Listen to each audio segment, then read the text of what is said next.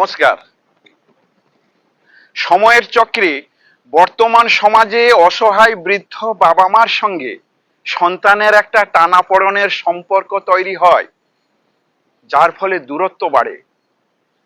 কবি শুভ দাশগুপ্ত তার বিখ্যাত জন্মদিন কবিতার মাধ্যমে তা তুলে ধরেছেন। আমার এক প্রিয় শ্রোতা সানন্দা মিশ্রের অনুরোধে এই কবিতাটি আপনাদের শোনাচ্ছি। কবিতা জন্মদিন, কবি শুভ দাশগুপ্ত।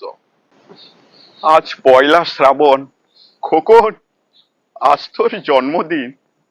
তুই যখন জন্মেছিলি আমরা তখন যাদবপুরে নতুন গড়ে ওঠা কলোনির টালির ঘরে। তোর স্কুল মাস্টার বাবা সেই হেরিকেনের আলো জ্বলা ঘরেই আনন্দে আর খুশিতে ঝলমলে হয়ে উঠেছিলেন। তুই আসার পর তোর নাম রেখেছিলেন সুকল্যাণ।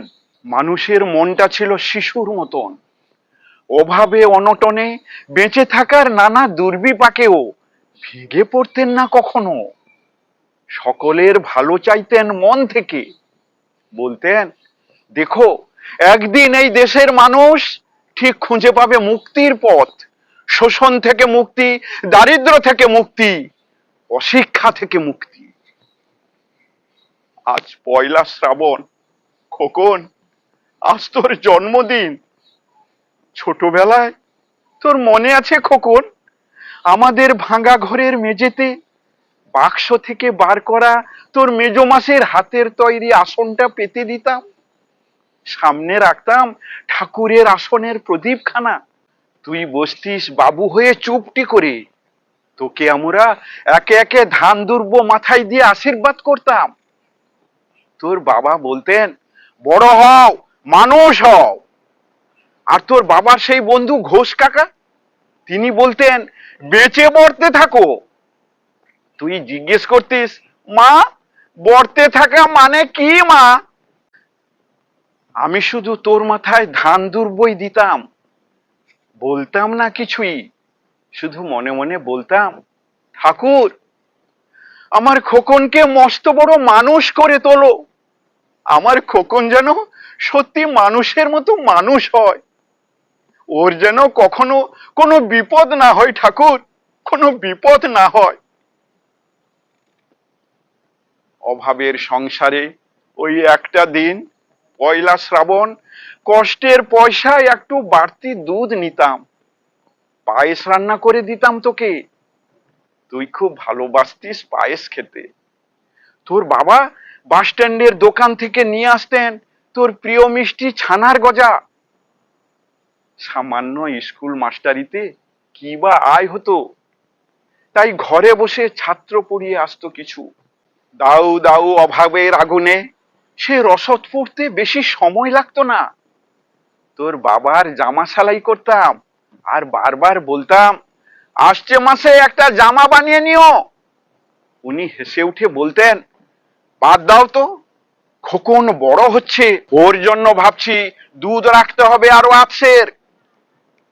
দুধে শক্তি বাড়ে, বুদ্ধি বাড়ে। শক্তি আর বুদ্ধি না হলে তোমার খোকন মস্ত বড় মানুষ হয়ে উঠবে কি করে? ভাবছি আরো দুটো টিউশনি নেব।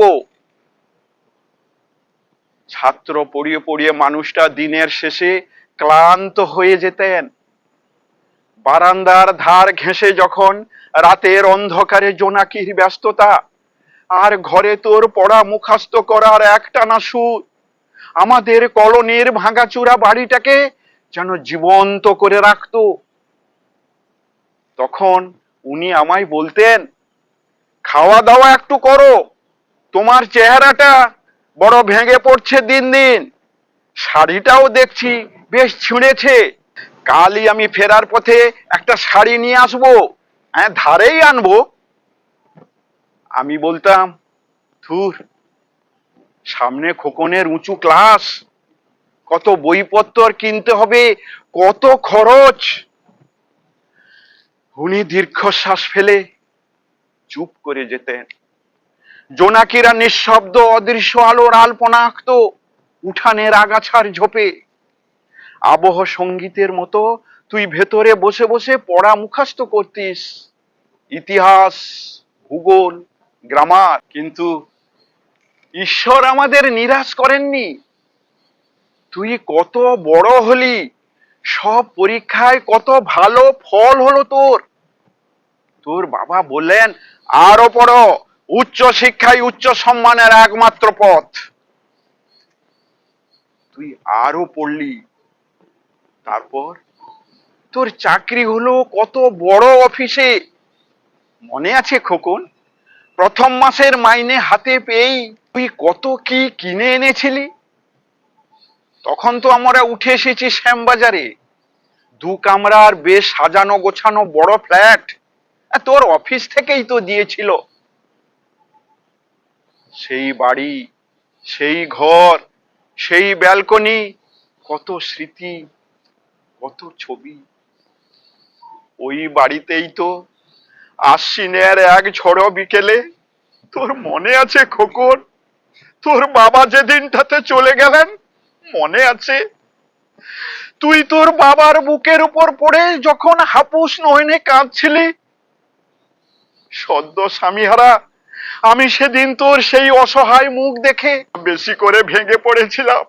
তোকে বুকে টেনে নিয়েছিলাম ছোটবেলার মতো, বলেছিলাম কাঁদিস না খোকা, কাঁদিস না, আমি তো আছি। আজ পয়লা শ্রাবণ, কলকাতা থেকে অনেক দূরে মফস্বলের এই বৃদ্ধাশ্রমে আমি একেবারে একা খোকন, বড় একা। তোকে বড় দেখতে ইচ্ছে করছে রে, তোকে, বৌমাকে, আর আমার ছোট্ট বিল্টুকে।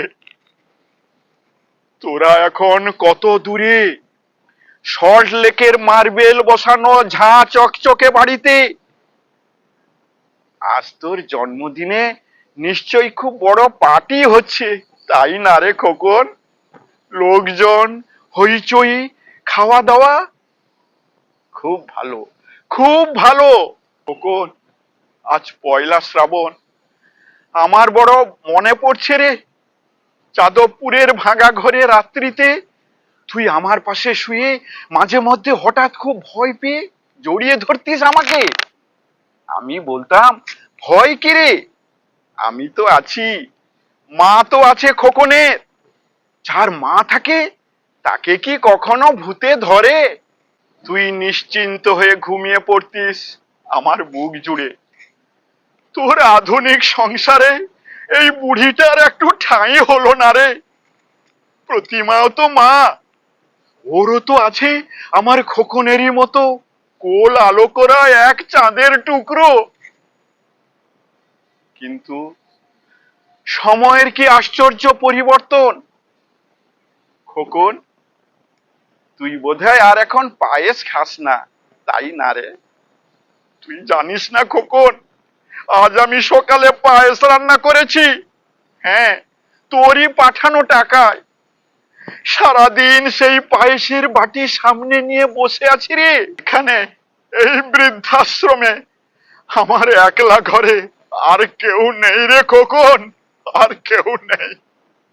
তুই একবার আসবি খোকন, একবার, শুধু একবার, শুধু একবার, একবার। নমস্কার।